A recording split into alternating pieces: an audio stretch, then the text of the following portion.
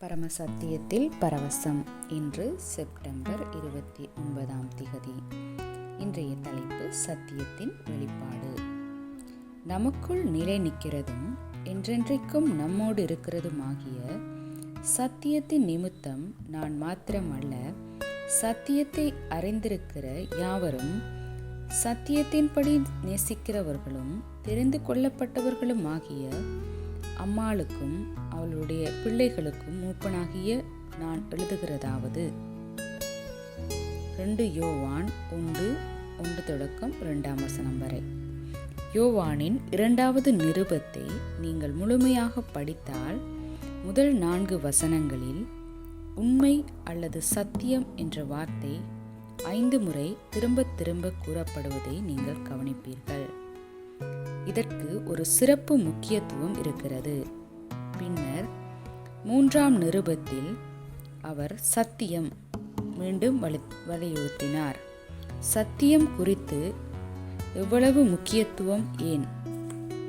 யோவான் 18:37 இயேசு பிலாத்துவிடம், நான் சத்தியத்துக்கு சாட்சி கொடுக்க வந்திருப்பதாகவும் சத்தியத்தில் இருப்பவர்கள் அனைவரும் அவருக்கு செவி சாய்ப்பார்கள் என்றும் கூறினார்.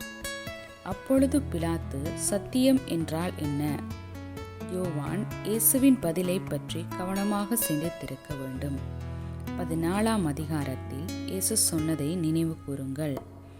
யோவான் 14:6 இயேசு அவரை நோக்கி, அதற்கு இயேசு, நானே வழியும் சத்தியமும் ஜீவனுமாயிருக்கிறேன், என்னை அல்லாமல் ஒருவனும் பிதாவினிடத்தில் வரான்.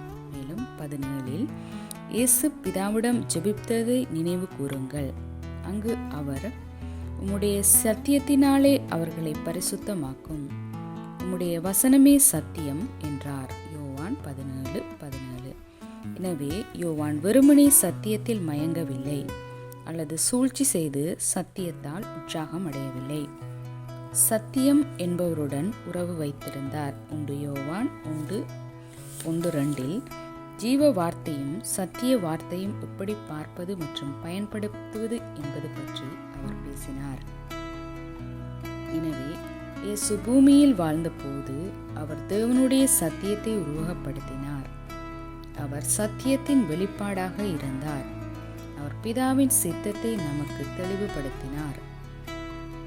தேவனுடைய சித்தத்தை அறிய அவர்களுக்கு விருப்பம் இருந்தால் இயேசுவை நோக்கி பாருங்கள். சத்தியம் என்னவென்றால் 2 கொரிந்தியர் 4 பவுல் அவரை பற்றியும் அவருடைய சீடர்கள் பற்றியும் குறிப்பிடுகிறார். தேவனுடைய கண்களுக்கு முன்பாக உண்மையை வெளிப்படுத்தும் போது ஒவ்வொரு மனிதனின் மனசாட்சியும் பணிந்துவிடும். சாராம்சத்தில் பவுல் கூறினார், இது எங்கள் வாழ்க்கை, இது சத்தியத்தின் வெளிப்பாடு. ஆம், அது நீங்கள்தான். பிதாவின் விருப்பத்தை இவ்வுலகுக்கு வெளிப்படுத்த நீங்கள் பிறந்துள்ளீர்கள். இது உங்களுக்கான தேவனுடைய திட்டமும் தரிசனமும் ஆகும். உங்கள் வாழ்க்கையும் உங்கள் அன்றாட நடைமுறையும் சத்தியத்தின் வெளிப்பாடாகும். அவர் உங்களை இப்படித்தான் பார்க்கிறார். நீங்கள் வாழ வேண்டிய வாழ்க்கை இதுதான். நான் சத்தியத்தின் வெளிப்பாடு, நான் தேவனுடைய சித்தத்தின் வெளிப்பாடு என நீங்கள் தினமும் அறிக்கையிடுங்கள். அல்லேலூயா. ஜெபிப்போம். நான் பிதாவின் விருப்பத்தின் வெளிப்பாடு. நான் தினமும் தேவனுடைய சத்தியத்துடன் ஐக்கியத்தில் வாழ்கிறேன். நான் சத்தியத்தையும் என் வாழ்க்கையையும் தேவனுடைய ராஜ்யத்தின் சத்தியத்தையும் மகிமையையும் காட்டுகிறேன். நான் தேவனுடைய சத்தியத்தில் பிறந்ததால் ஒவ்வொரு சூழ்நிலையிலும் தேவனுடைய சத்தியத்தை பாதுகாக்கிறேன். இயேசுவின் நாமத்தில்.